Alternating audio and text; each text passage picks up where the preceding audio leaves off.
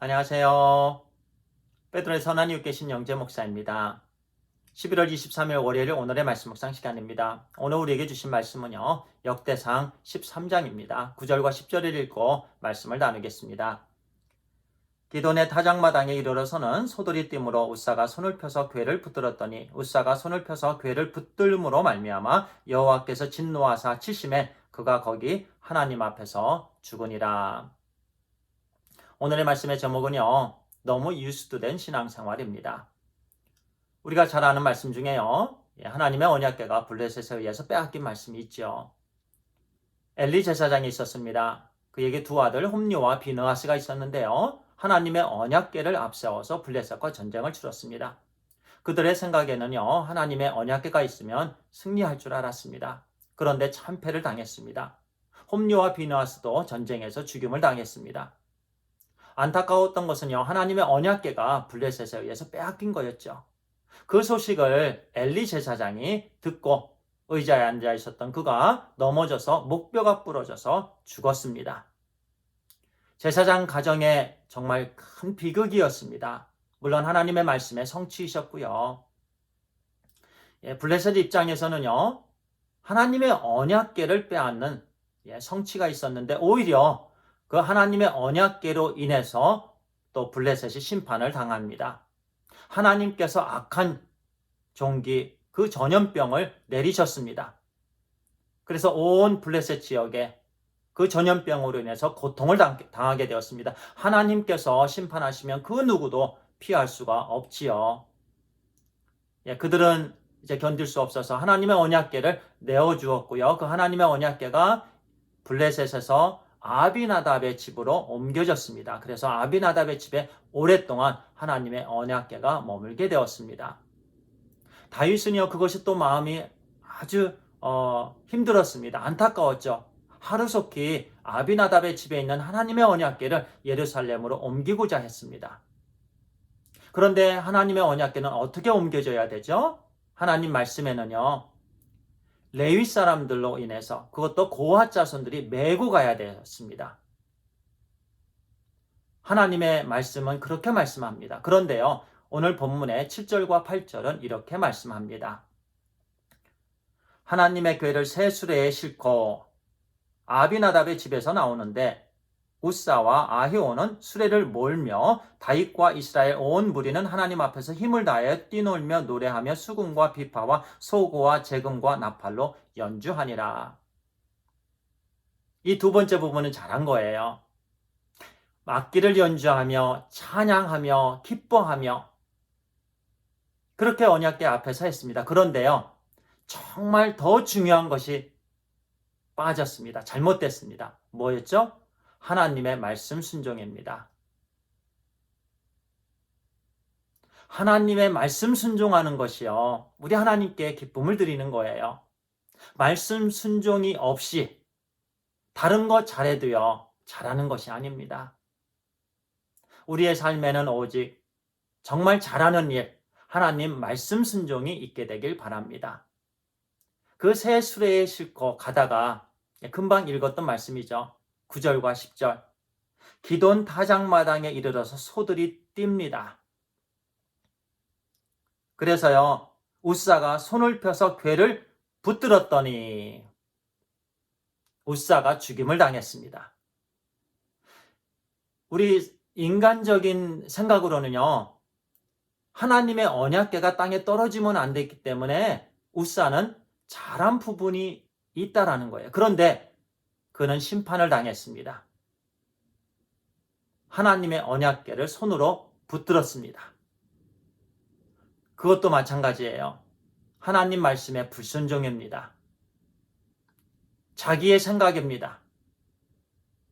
언약궤가 떨어지는 것, 우리 전지전능하신 하나님 떨어지지 않게 하실 수 있는 분이십니다. 그런데 하나님의 전지성을 온전히 신뢰하지 못했습니다. 자기 생각에 내가 붙잡아야 되겠다. 내가 붙잡아야 되겠다. 한번 이 말씀 한번 생각해 보죠. 내가 하나님을 관리해야 되겠다. 교만입니다. 내 생각입니다.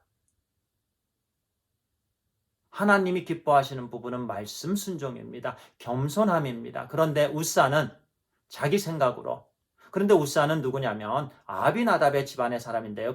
그가 실은 오랫동안 하나님의 언약궤를 관리한 사람이에요.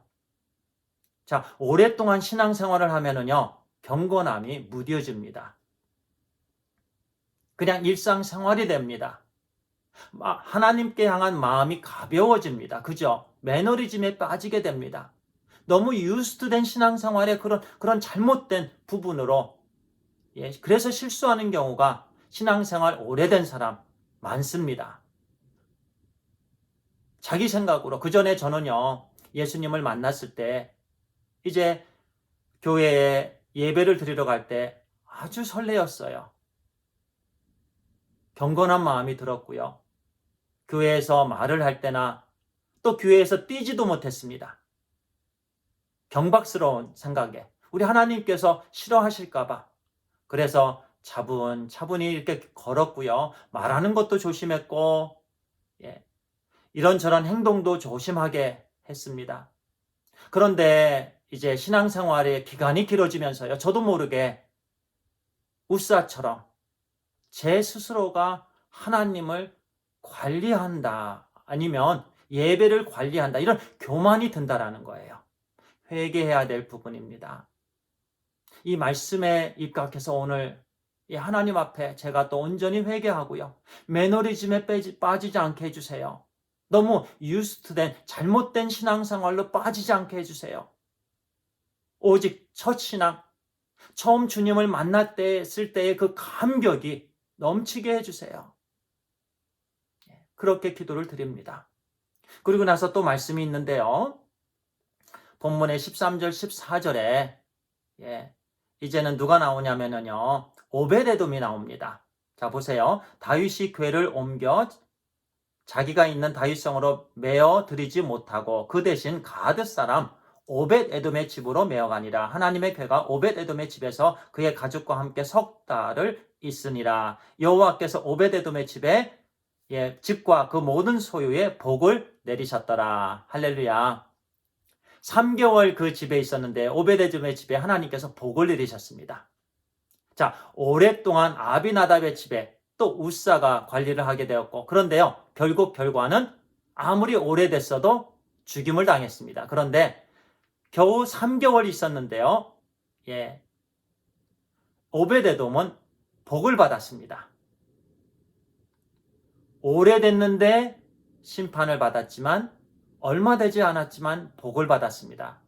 이 말씀이 주는 교훈의 말씀은요, 하나님을 믿은 지요, 교회 생활을 한 지 오래됐다고 해서 그것이 복이 되는 것은 아니에요. 중요한 것은 우리의 마음의 자세입니다. 이제 갓 예수님을 믿었어도요, 우리 마음에 예수님께 향한 감격, 예수님을 만난 기쁨, 그것이 충만할 때 그것이 하나님께서 우리에게 허락해 주시는 복이에요. 기간이 중요한 게 아닙니다. 연륜이 중요한 게 아니고 경험이 중요한 게 아니에요. 우리의 마음 자세가 중요합니다. 기도하겠습니다. 아버지 하나님 감사합니다. 우리 중에는 오랫동안 신앙생활했던, 하고 있는 그런 형제 자매님들도 있고요. 또 저도 그렇고요, 하나님. 그런데 매너리즘에 빠지지 않도록 인도해 주세요. 너무 신앙생활 유스트에서 우리 전지전능하신 하나님 가볍게 생각하지 않도록 인도해 주시옵소서. 하나님을 늘 경외하는 겸손한 마음, 우리 마음에 늘 처음에 우리 주 예수 그리스도를 만났던 그 감격, 기쁨이 늘 새롭게 더해갈 수 있도록 인도해 주시옵소서. 그래서 늘 신중하고 조심하고 하나님 아버지여, 하나님의 말씀에 아버지 순종하는 우리 하나님께서 기뻐하시는 하나님의 자녀 되길 소원합니다. 우리 주 예수 그리스도의 이름으로 기도를 드리옵나이다. 아멘. 감사합니다.